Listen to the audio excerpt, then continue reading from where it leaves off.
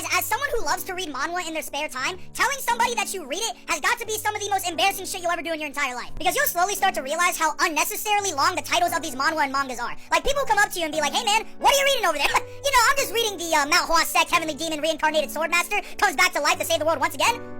What the fuck? Like, manhwa to me is like the definition of peak fiction, but anytime I try to explain manhwa to somebody, I end up sounding like the biggest fucking virgin you ever heard of in your entire life. So it's like a really cool story about a regressor who goes into this magical world and he's like OP and he has to like save the world. And then he ends up getting with a bunch of different other powerful girls in the main story. Like, holy shit, I can feel my dick like shriveling into my ballsack. Guys, I tried explaining the plot of the greatest estate developer to somebody. I'm never doing that shit again. Like, yeah man, psychopathic money-hungry MC goes on adventures with a twink knight to build things so he can become rich as fuck. Like, that doesn't sound like a very exciting story, does it? But like, how do I explain to somebody that that novel is peak fiction? Like, I just can't. Like, you just have to read it to believe it, because like, let's be honest, I can't describe this shit to you accurately. I've also recently started to notice that a lot of these manhwa stories are like all the fucking same. There's no variety. Murum, regression, Manhwa, heavenly demon, regressor, save the world, reincarnator, necromancer, fam. Like, it's all the same shit. With a game system too. Don't forget that shit either. Like, it's genuinely one giant loop of deja vu, man. It's like I'm reading the same shit over and over again. Also, I don't know what websites you guys use to read your webtoons, but I always use like those really sketchy illegal ones that always have like corn ads and shit on them. So like, I remember one time I was at the library and I was reading T-Bait, right?